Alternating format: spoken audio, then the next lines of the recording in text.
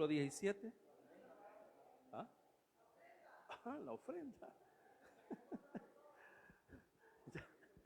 Estamos bien, así me gusta, sí me gusta, hermano. Diga la ofrenda, hermano, aquí traigo $1000 que ya los quiero entregar. Gloria a Dios. Así que vamos a orar por la ofrenda. Le pedimos a mis hermanos que vengan, a Manuel y a mi hermano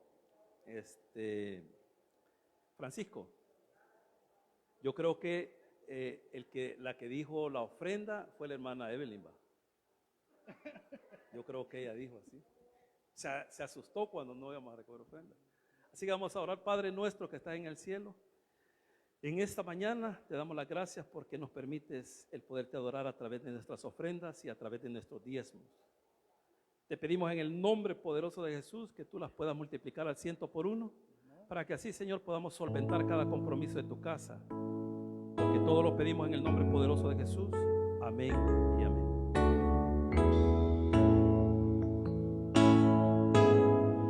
No hay distancia tan grande que pueda separarme de ti. Descendiste del cielo a la tierra para hacerme feliz.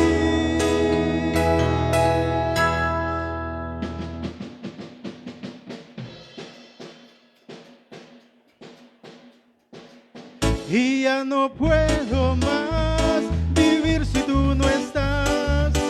Jesús, tú eres todo en mí. No quiero despertar de este sueño sin igual. Y ahora vivo junto a ti. Y ya no quiero más vivir si tú no estás. Jesús, tú eres todo en mí.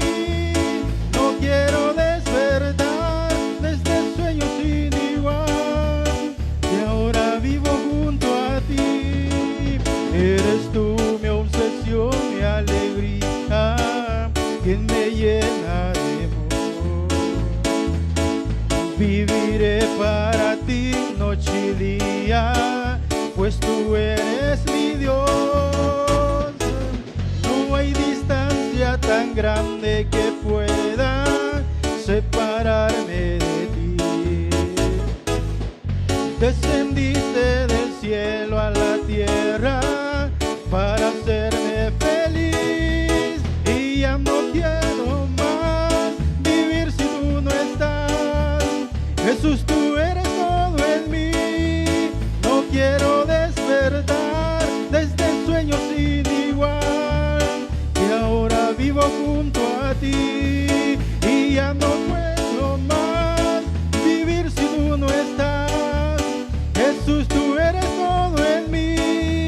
No quiero despertar de este sueño sin igual. Y ahora vivo junto a ti.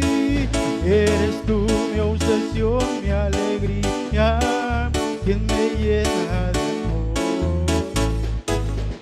Viviré para ti noche y día, pues tú eres mi Dios. No hay distancia tan grande que pueda separarme de ti.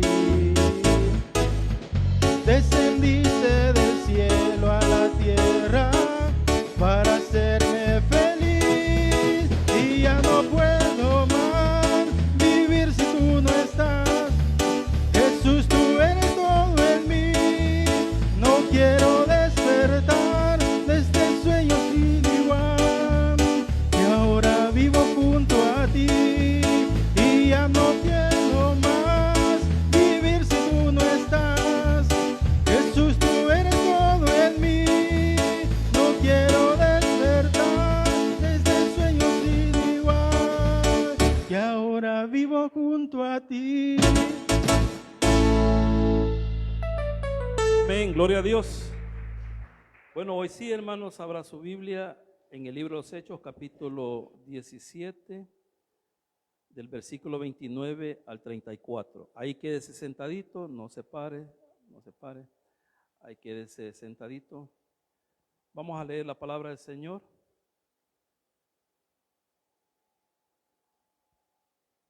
capítulo 17, libro de los Hechos, del versículo 29 al 33. Dice la palabra de la siguiente manera: siendo pues linaje de Dios, no debemos de pensar que la divinidad sea semejante a oro o plata o piedra, escultura de arte y de imaginación de hombres. Pero Dios, habiendo pasado por alto los tiempos de esta ignorancia, ahora manda a todos los hombres en todo lugar que se arrepientan, por cuanto ha establecido un día en el cual juzgará al mundo con justicia, por aquel varón a quien designó, dando fe a todos con haberle levantado de los muertos. Pero cuando oyeron lo de la resurrección de los muertos, unos se burlaban y otros decían: ya te oiremos acerca de esto otra vez. Así Pablo salió de en medio de ellos, mas algunos creyeron, juntándose con él, entre los cuales estaba Dionisio el Areopagita, una mujer llamada Dámaris, y otros con ellos. Oramos. Señor, te damos gracias por tu amor y tu misericordia. Gracias, Señor, porque te hemos podido alabar.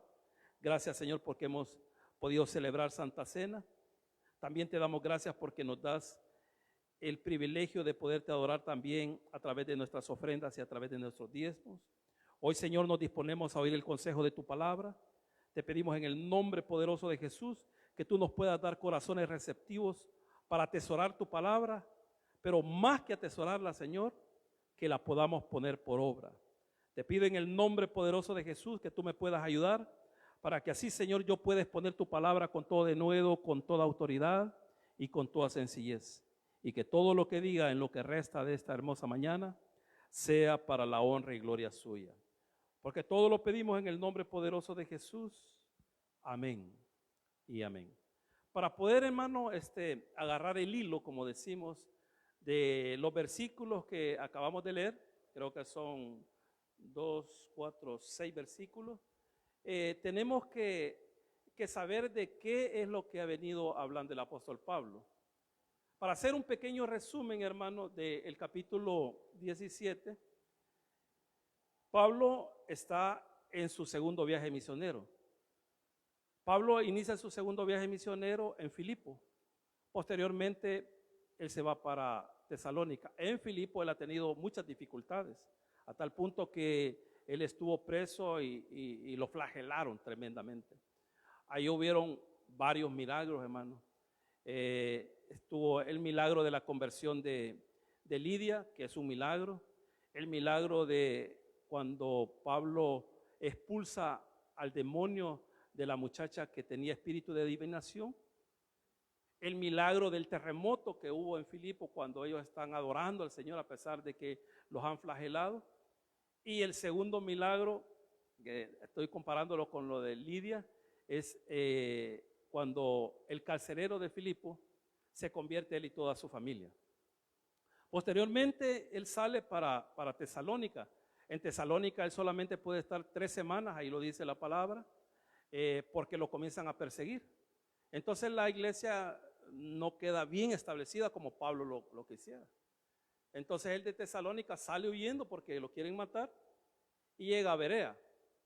Ahí en Berea se convierten un poquito más de personas que en Tesalónica, y los de Tesalónica que andan queriendo matar a Pablo, porque no crea que lo quieren felicitar, sino que lo quieren matar, oyen que está en Berea y salen para Berea.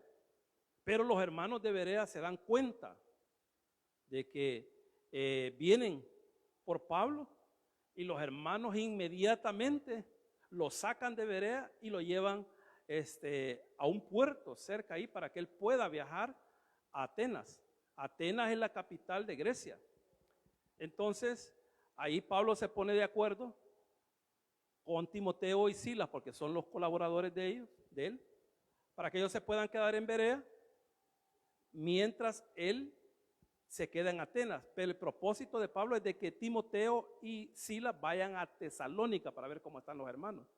Y por eso usted puede encontrar toda la información en la primera carta a los tesalonicenses y en la segunda, porque ahí es el informe que da Timoteo a Pablo de cómo están los hermanos. Entonces, estando él en Atenas, él se queda, hermano, impactado por la inmensa idolatría que hay ahí en la capital de Grecia. O sea, él se queda, hermano, asustado. Se calcula más o menos ahí de que en esa época del apóstol Pablo, hermano, había un lugar que era específicamente donde ellos adoraban a sus deidades. Habían, hermano, más de 1000 deidades. Y el apóstol Pablo ve eso, él comienza a compartir la palabra del Señor. Ahí lo dice el 24, el 16, perdón. Sí, el 17. Dice que él entra a la sinagoga de los judíos y comienza a compartir la palabra del Señor. Y quizás él no tiene mucho apoyo ahí, a tal punto que él comienza en las calles a compartir. Y ahí se le acercan unos filósofos ahí, una línea filosófica, y lo invitan a que él vaya al Areópago. El Areópago, hermanos, era un lugar donde llevaban a las personas que traían nuevas enseñanzas. El apóstol traía una nueva enseñanza, y esa nueva enseñanza es que Jesucristo había resucitado de entre los muertos. Entonces, hermano, eso para los griegos era algo, o sea, ellos nunca habían oído eso. Entonces lo invitan al Areópago, Pablo va al Areópago y ahí él comienza a exponer la palabra, hermano, de una manera magistral, a tal punto de que hay muchos comentadores de la palabra del Señor, de que este mensaje que Pablo da en Atenas, lo hizo en griego. Hermano, Pablo, él sabía hebreo, él sabía arameo, él sabía griego, él sabía latín, y muchos comentaristas bíblicos creen que él sabía también español. ¿Y por qué dicen eso? ¿Por qué argumentan los comentaristas bíblicos que él conocía español? Porque él quería ir a España a compartir la palabra. Entonces, hermano, no podía ir allá a España sin saber el idioma. Pero lo que les quiero decir, hermano, Pablo, él tenía una habilidad única, hermano. Como él dominaba varios idiomas, él, si enfrente de él estaban hebreos, él comenzaba a hablar en hebreo. Y de repente él sabía de que los que están delante de él sabían arameo, él hablaba en arameo. Y eso usted lo puede ver ahí en el libro de los Hechos. O sea, Pablo tenía una habilidad tremenda. Entonces aquí él comienza a exponerle la palabra del Señor. Sus oyentes están atentos, hermano, están atentos al mensaje de Pablo. Y Pablo los está llevando al cerco, así como decimos, lo está llevando al cerco con el mensaje. Y lo está haciendo de una manera, hermano, que nadie le está refutando nada en ese momento. Todos están oyendo atentamente lo que Pablo está diciendo. Usted va a ver cuándo es que ellos reaccionan.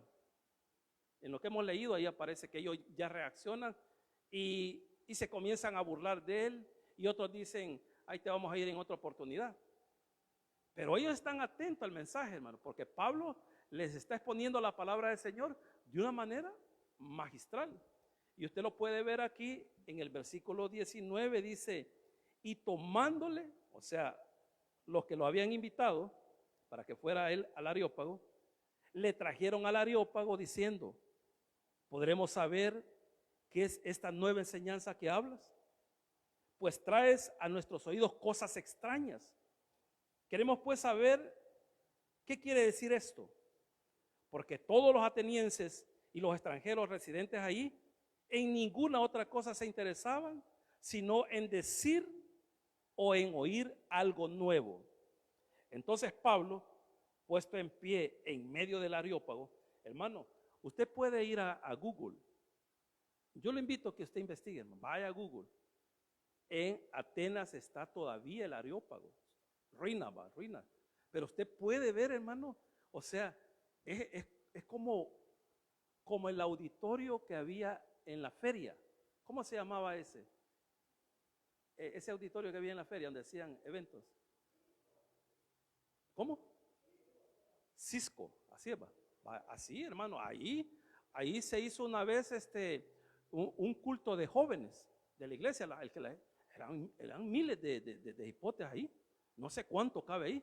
Entonces el Areópago era algo así, pero hermano, lo interesante de eso es el poder, la gente oír lo que Pablo estaba diciendo. Ahí no existían los micrófonos, hermano. Ahí no existían los micrófonos, lo que se hacía era de levantarles como un pedestal, porque entre más elevado esté una persona, la voz se extiende más fácilmente, e incluso ellos ponían los pedestales en base a donde estaba circulando el viento, porque eso, hermano, eso tiene mucho que ver. Fíjese que cuando usted lee los evangelios, el Señor siempre le gustaba enseñar cuando había multitudes en montes, y Él se subía en el monte y la multitud estaba así, porque Él ocupaba ese recurso. Él sabía de que el viento le ayudaba a Él para que la gente oyera, o si no, el Señor ocupaba otro recurso. El recurso es de que Él en la orilla del mar se metía en una lancha, entraba al mar, y los oyentes estaban así más o menos, entonces él estaba un poquito retirado. Ese era otro recurso para que le pudieran oír. Y usted lo puede ver, quizás lo vio más de alguno de ustedes, que en algunos cines de nuestro país, cuando no habían micrófono y todo eso, ni habían audios como los que tenemos ahorita, estaba la pantalla, esta era la pantalla, y esto era como una piscina. Esto lo puede ver si usted puede ir a Santana, todavía está ahí ¿cómo se llama? El auditorio de Santana, usted puede ver de que ahí está eso. No sé si está lleno de agua, pero eso rebota en el agua y se oye, los que están allá oyen mejor. Entonces el Señor ocupaba ese recurso, porque como les vuelvo a repetir, no hay micrófono. Entonces Él se paraba y comenzaba a predicar, tenía una voz potente. Eso era lo que era Pablo, hermano.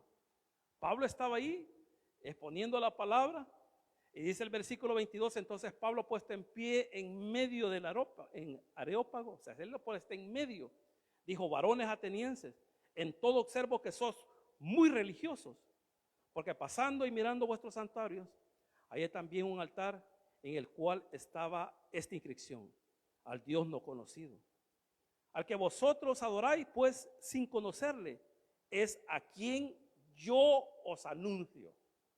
Ellos tenían muchos dioses, hermano. Y oiga esto: el Dios que hizo el mundo, o sea, la tierra. Y para los griegos la tierra tenía un nombre de una diosa, Gea. Entonces les dice ahí: el Dios que hizo el mundo y todas las cosas que en él hay, siendo Señor del cielo y de la tierra. No habita en templos hechos por manos humanas, ni es honrado por manos de hombres, como si necesitase de algo. Oiga esto: pues Él es quien da a todos vida y aliento y todas las cosas. Y de una sangre ha hecho todo el linaje de los hombres, para que habiten sobre toda la faz de la tierra, y les ha prefijado el orden de los tiempos y los límites de su habitación, para que busquen a Dios, si en alguna manera palpando pueden hallarle, aunque ciertamente no está lejos de cada uno de nosotros. Oiga lo que le está diciendo Pablo. ¿Qué le está diciendo? Mi Dios, al que yo les vengo a anunciar, Él es omnipresente, Él está en todo lugar.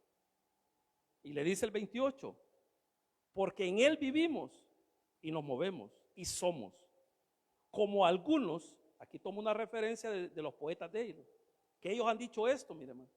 Esto no son palabras de Pablo, sino que los propios poetas habían dicho esto. Como algunos de vuestros propios poetas también han dicho, porque linaje suyo somos.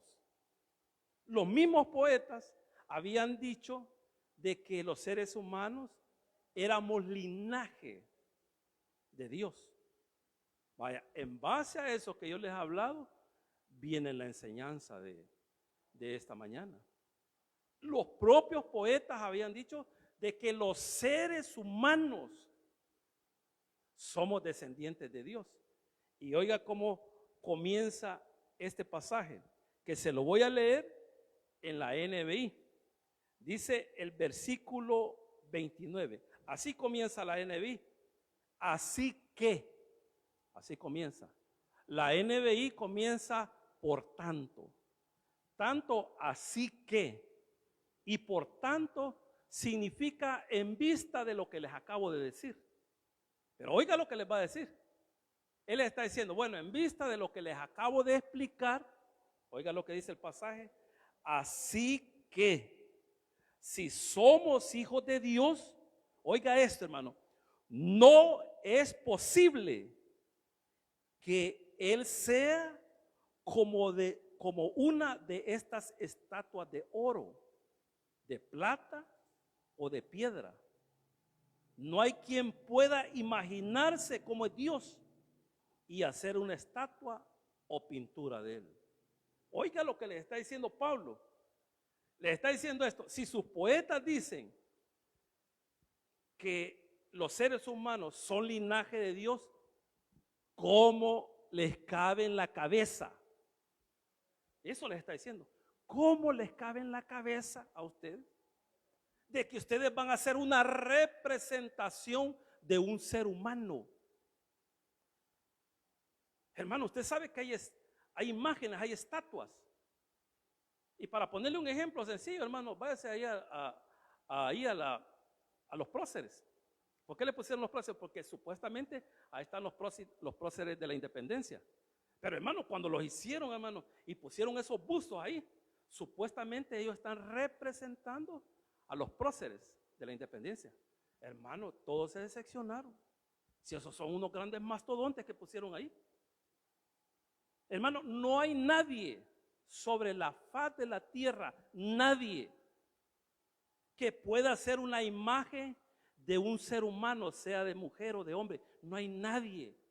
Y que le pueda quedar, pero exactamente como ese ser humano. No hay nadie. Y eso les está diciendo Pablo. Si nosotros somos linaje de Dios, ¿cómo se pueden poner a pensar de que van a ser una estatua, una representación de un ser humano? O sea, ¿cómo les cabe en la cabeza eso? Hermano, Pablo está delante de los mejores pensantes de la época. Ahí estaban filósofos, poetas, hermanos, escritores, doctores. Él está enfrente, no crea que de un público cualquiera. Pero él les está diciendo, ¿cómo les cabe a ustedes en la cabeza de que alguien puede hacer la representación de un ser humano? ¿Cómo les cabe en la cabeza? Porque eso es lo que dice aquí el pasaje, por eso le he leído la lenguaje actual. Así que si somos hijos de Dios, no es posible que Él, o sea, los hijos de Dios, sea como una de esas estatuas de oro, de plata o de piedra. No hay quien pueda imaginarse como es Dios y hacer una estatua o pintura de Él. Hermano, Pablo le está diciendo, ¿cómo es posible que ustedes tengan allá afuera tantas representaciones de personas? Si no hay nadie que pueda ser alguien exacto, hermano, no hay nadie. Fíjense que le voy a poner personas que tienen sus estatuas, que se los han hecho. En el caso de Rocky, él tiene su estatua, creo que en Filadelfia, ahí la tiene. Pero hermano, usted vaya y usted agarre una foto de donde tomaron para hacer esa imagen y usted se va a dar cuenta que no está exactamente como la foto. No estoy hablando de él. No está igual. Hay jugadores que les han hecho estatuas y son parecidos, pero no son iguales. Pero Pablo les está diciendo ahí a los atenienses, ¿cómo se pueden imaginar ustedes? ¿En qué cabeza les cabe?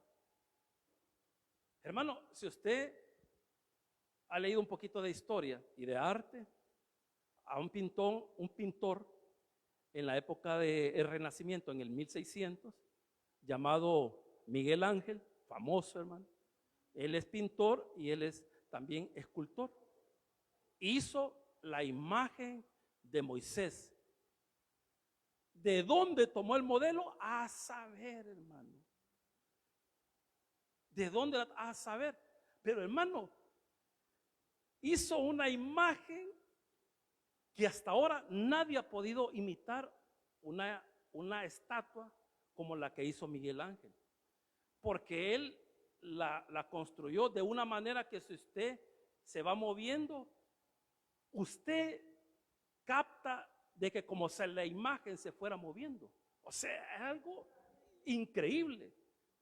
A tal punto que hay un comentario que algunos dice que pueden ser que no sea verdad, pero muchos dicen que fue verdad. Que cuando él lo terminó, agarró el martillo. Imagínense, hermano. Porque nadie ha podido imitar una estatua como la de Moisés, de Miguel Ángel. Y dice que agarró el martillo, se puso enfrente de la estatua, como era de piedra, ¿va? Y le pegó con el martillo.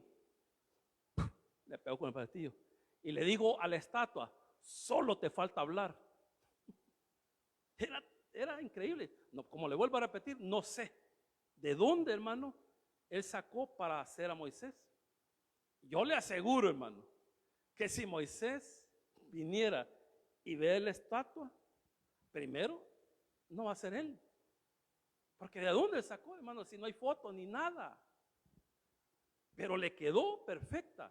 Pero aquí está diciendo, no hay nadie, ni que lo pueda hacer de oro, de plata, de piedra. No hay nadie que pueda representar a una persona. Pero eso no es todo. Sino que les dice aquí, en el versículo 19, así que si somos hijos de Dios, no es posible que Él sea como una de esas estatuas de oro, de plata o de piedra. Y oiga, ¿qué dice aquí? No hay quien pueda imaginarse cómo es Dios y hacer una estatua o pintura de Él. Le está diciendo Pablo, si no hay un ser humano que pueda en una estatua representar exactamente cómo es un hombre y una mujer, ¿en qué cabeza les cabe a ustedes que ustedes haciendo una imagen van a representar a Dios? Primeramente, hermano, Dios es un espíritu. Dice que no hay nadie que pueda representar. No hay nadie. Allá hay un mandamiento. No te harás imágenes, dice Éxodo 20. De nada de lo que está arriba en la tierra, ni de lo que está arriba en el cielo, de lo que está abajo en la tierra, ni debajo de las aguas. No te harás nada. No te inclinarás a ellas. Entonces Pablo estaba enardecido, él estaba furioso porque ellos adoraban esas imágenes. Pero él les está diciendo, ¿cómo se pueden ustedes a imaginar de que van a hacer una imagen, una pintura que represente a Dios? Hermano, eso es un pecado. Ese Señor ya dijo que Él no quiere que le hagan representación de nada. El más claro no pudo ser, hermano. Y los israelitas eran necios, hermano, porque ellos levantaban imágenes, levantaban estatuas. ¿Por qué se imagina de que cuando Moisés subió al monte Sinaí a hablar con el Señor y estuvo 40 días y 40 noches ahí en el monte? Y fue cuando el Señor le da las tablas. Y ahí en esos mandamientos que el Señor le está dando, dice que no se van a hacer imágenes. Allá abajo se están haciendo imágenes ya. Se están haciendo la imagen de un becerro. ¿Por qué ellos se están haciendo un becerro? No crea que ellos hicieron un becerro porque dijeron, bueno, ¿y qué hacemos para que pueda representar a Dios que nos ha sacado? ¿Qué hacemos? Y se pusieron a pensar, ¿y qué hacemos? ¿Qué decir? ¿Qué hacemos? ¿Qué hacemos? ¿Qué hacemos? No, ellos lo agarraron el oro, hicieron un becerro. ¿Por qué?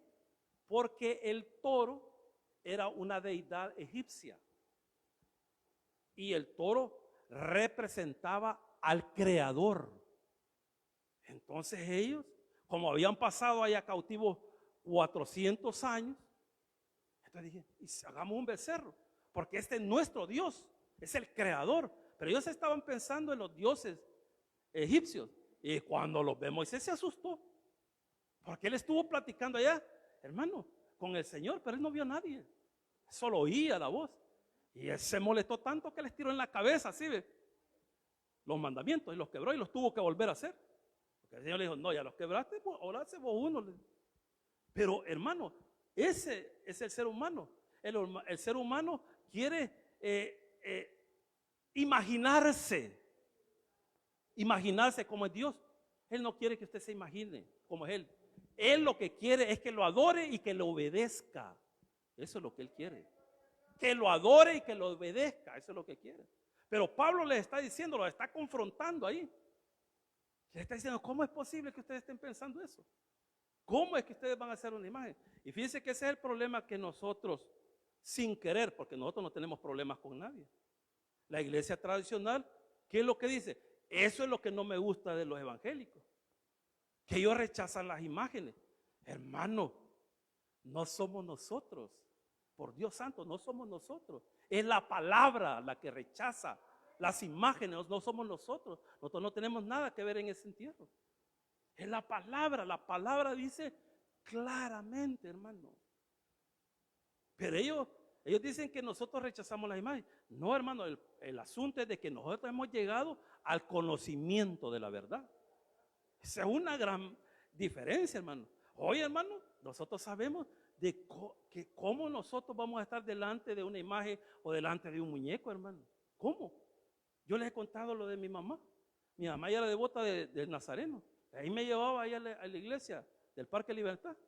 Y ahí pasaba mi mamá 2 horas y media. Y yo allá afuera con hambre. Y yo veía que ella estaba ahí, hermano. Pero ahora pregúntele si ha vuelto a ir después de que conoció al Señor. Nunca volvió a ir. Porque él sabe que no son nada, hermano. No es nada. Así que, hermano, aquí Pablo los está llevando, como les dije, los está topando al cerco.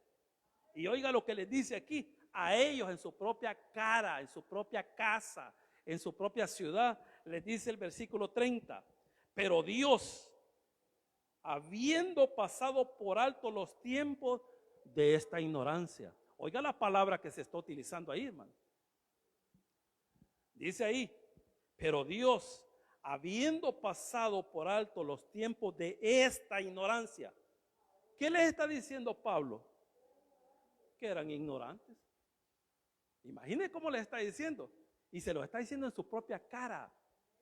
Le está diciendo, ustedes son ignorantes. Pero dice aquí Pablo, pero Dios, habiendo pasado por alto los tiempos de esta ignorancia.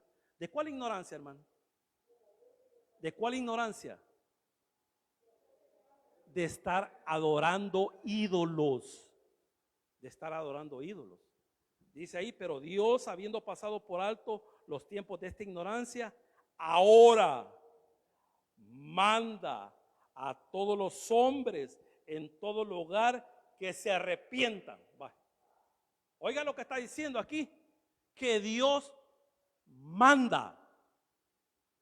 No le está preguntando. Él está dando una orden. Él manda que se arrepientan. ¿De qué? ¿De qué? ¿De qué es lo que hemos venido hablando? De la idolatría. Hermano, Dios manda que nosotros dejemos la idolatría. Es triste lo que yo le voy a decir, hermano. No es un gran grupo, pero hay algunos hermanos que ya están en la verdad y conocieron la verdad y todavía tienen imágenes en sus casas. Tienen imágenes en sus casas. Pero ¿qué dice la palabra? Que se arrepientan. Que se arrepientan. Y hay más, hermano. La idolatría no solo es adorar imágenes o estatuas. La idolatría va más allá, hermanos. Usted puede ver el caso en el libro de Génesis, en el capítulo 22, cuando el Señor específicamente le pide a Isaac. ¿Por qué? Porque para Abraham, Isaac se le volvió un ídolo. O sea, lo amaba, hermano. Dice que lo amaba con todo. Entonces el Señor le puso una prueba, así dice, y probó Dios a Abraham y le dijo, dame a tu hijo. Hermano, hay muchos de nosotros que idolatramos a nuestros hijos. Ay, hermano, si el niño no se quiere levantar o no quiere ir a la iglesia, vaya pues hijo, no hay ningún problema, hay que quedarte en la cama, aquí te voy a traer la comidita. Hay otros que idolatran a la esposa o al esposo. Hay otros que idolatran el trabajo, que prefieren quedarse trabajando y no venir a la iglesia. Yo no estoy diciendo de que usted no vaya a trabajar, pero hay personas que ellos piden trabajar más para no congregarse. Esa es idolatría, hermano. Idolatran amigos, que si un amigo le dice, mira, vámonos a patar, vámonos, dice, y ellos les vale un pepino que tenga culto, que va a servir. Y eso es idolatría. Pero ¿qué dice la palabra? Que Dios manda que se arrepienta. Y no solo manda que se arrepienta de la idolatría, sino que se arrepienta de todo lo malo que nosotros podemos hacer que le desagrada a Dios. Hermano, ellos están atentos oyendo eso. Imagínense todo lo que Pablo les está diciendo, pero ellos hasta ahí están tranquilos. Pero oiga lo que viene aquí a continuación, dice el versículo 31. Voy a leer el 30. Pero Dios, habiendo pasado por alto los tiempos de esta ignorancia, ahora manda a todos los hombres en todo lugar que se arrepientan, por cuanto ha establecido un día en el cual juzgará al mundo con justicia. ¿Por qué los va a juzgar el Señor? ¿Por qué los va a juzgar el Señor? Y dice que el que va a juzgar es Jesús. No dice que es el Padre. Ahí en el capítulo 20 de Apocalipsis hay una porción desde el versículo 11 hasta el 15 que se le conoce como el juicio del gran trono blanco. El que va a estar ahí juzgando a los que no creyeron es Jesucristo. Pero ¿por qué los va a juzgar a ella? ¿Por qué los va a condenar? Por la idolatría. Porque aquí dice aquí la palabra, dice aquí versículo 31, por cuanto ha establecido un día. Y ese día, hermano, nosotros lo sabemos, que ese día va a ser después que finalice el milenio. Porque después de finalizar el milenio viene el juicio del gran trono blanco. Por cuanto ha establecido un día en el cual juzgará al mundo con justicia por aquel varón a quien designó, dando fe a todos con haberle levantado de los muertos. Y oiga el 32. Aquí vamos a ver, hermano, tres tipos de personas. Tres tipos de personas. Y usted lo va a ver bien claro, los que hemos evangelizado, los que hemos andado compartiendo la palabra del Señor, nos hemos topado con estos tres tipos de personas. Entonces él ya está ahí, haciendo el cierre de su enseñanza, dice el versículo 32, pero cuando oyeron lo de la resurrección de los muertos, unos se burlaban. Hermanos, nosotros cuando andamos compartiendo la palabra del Señor y abordamos a las personas y les explicamos el plan de salvación a las personas y les decimos que si creemos tendremos vida eterna y que si morimos que un día el Señor nos va a resucitar de entre los muertos, se quitan los lentes, se nos quedan viendo. Están loquitos, dice. ¿Cómo te vas a poner a pensar de que después de muerto vas a resucitar y que vas a tener vida eterna? Y se comienzan a reír, porque hay ese tipo de personas. Dice que aquí se burlaban de él, estaban burlando. Y el otro grupo aquí aparece, dice, pero cuando oyeron la resurrección de los muertos, unos se burlaban y otros decían, ya te oiremos acerca de esto otra vez. Todo iba bien, pero cuando Pablo les comenzó a decir de que había uno que iba a juzgar a las personas que no se arrepintieran de su idolatría y de sus pecados, y ese era Jesús, el que había resucitado, ahí se fue todo a la borda, hermano. Y dice que los otros le dijeron, ahí te vamos a ir en otra ocasión. Esos son los diplomáticos, que usted llega, los aborda y le dice, mire, fíjese que ahorita no tengo tiempo. Ahorita voy para donde mi mamá, la visitarla hoy, no tengo tiempo. Mentira. Esa es una salida diplomática. Así que habían unos que se burlaban y otros que decían, ahí te vamos a ir en otra vez. Y yo no sé si a usted le ha pasado eso, que cuando usted le quiere compartir la palabra del Señor, en vez de la persona le dice, en otra oportunidad.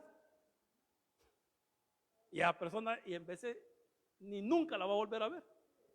Pero ella para zafarse dice, ay, en otra oportunidad. Pero dice la palabra del Señor. Pero cuando oyeron lo de la resurrección de los muertos, unos se burlaban y otros decían, ya te oiremos acerca de esto. Entonces cuando le dijeron eso a Pablo, dice el versículo 33, así Pablo salió de en medio de ellos. Hermano, se salió. Ya no lo querían oír, se estaban burlando de él. Pero oiga lo que dice la palabra del Señor. Dice el versículo 33, así Pablo salió de en medio de ellos, mas algunos creyeron, juntándose con él, entre los cuales estaba Dionisio el Areopagita. ¿Quién era Dionisio, hermano? Era miembro del Areópago. ¿Y quiénes eran los miembros del Areópago? Eran los que invitaban a las personas que traían nuevas enseñanzas. Y ellos juzgaban y decían, esta es una buena enseñanza, esto no sirve. O sea, él era uno de los jueces, por eso dice que era el Areopagita. Dionisio el Areopagita. Dice que él creyó. Hermano, Dionisio no crea que era cualquier persona. Era una persona que pensaba. Y él le interesó tanto que se unió a Pablo. Y dice la palabra del Señor, una mujer llamada Dámaris y otros con ellos. Hermano, en Atenas, en Grecia, que es la capital, hablando específicamente de Atenas, Pablo no pudo levantar iglesia. No pudo levantar iglesia, hermano. Y fíjense que en veces hemos oído decir de que el apóstol Pablo fracasó ahí porque no estableció iglesia.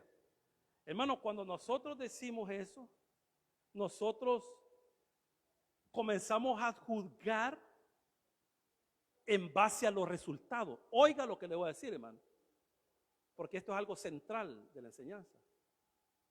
Hermano, el apóstol Pablo donde iba fundaba iglesia, pero ahí no fundó iglesia. Pero personas que creen que Pablo ahí fracasó y ahí están juzgando, hermano, en base a los resultados. Nosotros no tenemos que juzgar en base a los resultados. Nosotros tenemos que juzgar en base a la fidelidad del mensaje. Hermano, Pablo se pudo haber quedado callado y no les pudo decir lo de la resurrección. Y Pablo ya los tenía a ellos, pero cuando les habló de la resurrección, ahí se terminó todo. Pablo hubiera omitido lo de la resurrección, pero él hubiera dejado de ser fiel al mensaje. Porque en la época del apóstol Pablo, en la época de los apóstoles, lo central es la resurrección de entre los muertos. No, Pablo pues lo va a ir a enseñar a Corintios, porque después va para Corintios. Y a él les manda una carta. Y ahí hay un capítulo completo hablando de la resurrección de los muertos. Porque el mensaje, hermano, central, uno de los mensajes centrales de las buenas nuevas es la resurrección de los muertos. Porque si no hay resurrección, hermano, si no hubiese resurrección, yo no estaría aquí. Hermano, vámonos, si no hay nada. Dice el apóstol Pablo en Corintios 15 que nuestra fe fuera en vana. Pero Cristo ha resucitado de entre los muertos, dice, primicias de los que murieron. Dice, Él resucitó de entre los muertos. Pero ahí andan diciendo que la resurrección no ha sido, que no hay resurrección. Hermano, entonces Pablo era fiel al mensaje. Por eso nosotros no tenemos que juzgar en base a los resultados. Hay gente que dice, ahí en esa iglesia casi no llega nada. ¿Por qué dice eso? Porque están juzgando en base a los resultados. Si nosotros no hemos venido a hacer competencia con nadie, hermano. Yo no estoy haciendo competencia con el tabernáculo de Crediza, con el tabernáculo de ahí de Santa Marta, con el Nazareno, con la de Judá, yo no he venido a hacer competencia con nadie. Yo he venido a predicar la palabra del Señor. Si viene gente aquí, gloria a Dios. Y si no viene y se van para otra iglesia, gloria a Dios, hermano. Pero hay gente que juzga en base a los resultados. Y le voy a dar un ejemplo. 4 años, hermano. 4 años sin dejar a ir a Chalate allá. Y pregúnteme si hay iglesia. No quedó iglesia. Por lo menos en el sector donde nosotros íbamos. Y algunos dijeron, de balde fueron 4 años allá, porque están juzgando en base a los resultados. Pero les voy a decir algo, hermano. La semilla quedó sembrada. Y le voy a decir ahora algo, hermano, porque yo ya tengo meses de no ir. Y le voy a decir algo. A la par hay un lugar que se llama Cancasque. Y yo soy amigo del pastor, se llama Javier. Hermano, yo soy amigo y conozco Cancasque ahí. Y él transmite como nosotros transmitimos. Y sabe lo que me dio alegría, hermano. ¿Sabe lo que me dio alegría? Que los hermanos que les anunciamos las buenas nuevas de salvación allá, ahí están ya como miembros de la iglesia. Pero ¿qué dijeron algunos hermanos? Por gusto fueron 4 años, porque están juzgando en base a los resultados. Pero nosotros no tenemos que juzgar en base a los resultados. Nosotros tenemos que juzgar en base a la fidelidad de la palabra, hermano. Nosotros tenemos que entregar la palabra fiel como el Señor la ha dejado. Hablar de la resurrección, hablar de la justificación, de la santificación, hablar del adulterio, de la fornicación, todo eso, hermano, es ser fiel a la palabra. Y si no se dan resultados, ese no es problema de nosotros. Dice que Dios es el que da el crecimiento, Dios. Si Él no quiere dar el crecimiento, ¿y yo qué voy a hacer? Pero ¿qué decía Pablo? Apolos sembró y yo regué. ¿Va? Ese era el trabajo de ellos, hermano. Pero el crecimiento lo da Dios, porque ellos tenían bien aquí, mire, hermano, que el crecimiento lo daba Dios y que no era en base a los resultados. Por eso dice Pablo, porque Pablo al final de sus días escribe Romanos. Romanos es el primer libro en la Biblia del apóstol Pablo, pero fue el último en escribirlo. Pero ¿qué dice Romanos en el capítulo 1 y versículo 16 y 17? Porque yo no me avergüenzo del evangelio, porque es poder de Dios, dice, para todo aquel que cree. Oiga lo que decía Pablo, yo no me avergüenzo. Y aquí, hermano, Pablo sacó toda su artillería. Él no se reservó nada. No se reservó nada. Y ahí no hubo iglesia. Y no lo hubo. Solo hubieron ahí un par de conversiones. Pero sí, hermano, si nosotros juzgamos en base a la fidelidad de la enseñanza, no, hombre, Pablo les dio todo, hermano. Y los que no creyeron en el día del juicio, el Señor los va a levantar y les va a decir, aquí estuvo el apóstol Pablo y ustedes se burlaron, otros los ignoraron, aquí están, y aquí están los que creyeron, aquí están, y aquí a la par mía. Van a ser juzgados, hermano. Por eso, hermano, aquí en esto tenemos 2 enseñanzas. Una, que Dios manda que se arrepienta de la idolatría y de lo malo que hacemos delante del Señor. Y segundo, que no tenemos que juzgar en base a los resultados, sino que tenemos que juzgar en base a la fidelidad de la enseñanza. Amén, hermanos. Démosle un fuerte aplauso al Señor. Oramos. Padre nuestro que estás en el cielo, te damos gracias por tu amor y tu misericordia. Gracias, papito lindo, porque tú eres bueno. Gracias te damos, Señor, porque tú nos permites compartir tu palabra y tú también nos permites poderla estudiar, Señor. Y es hermoso, Señor, poder estudiar, poder entender lo que tú has dejado en este hermoso libro. Gracias te damos. Y a los amigos que nos están viendo a través de las redes sociales, usted ya oyó ahí que Dios manda. No le está preguntando. Con esto que le acabo de decir, no le estoy faltando el respeto. Solamente que así dice la palabra, que Dios manda a que usted se arrepienta. Que se arrepienta de su idolatría. No sé cuál puede ser su idolatría. La idolatría es todo aquello que lo aleja de una buena relación con Dios, de una buena adoración hacia Dios. Esa es la idolatría. Idolatría puede ser lo que explicamos, los hijos, la esposa, el esposo, el trabajo, el estudio, los amigos, los aparatos como los celulares, las computadoras. Si todo eso que he mencionado reemplaza a Dios, usted es un idólatra y necesita arrepentirse.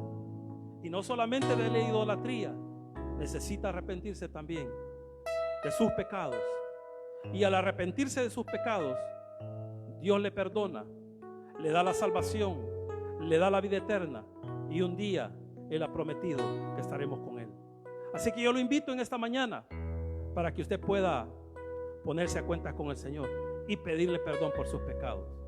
Repita conmigo esta breve oración y diga: Señor Jesús, yo te recibo hoy como mi único y suficiente Salvador personal. Creo que eres Dios, que moriste por mí en la cruz del Calvario. Perdona todos mis pecados. Me arrepiento. Salva mi alma hoy, para que cuando yo muera pueda estar contigo. Porque te lo pido en el nombre de Jesús. Amén y amén. Démosle un fuerte aplauso al Señor.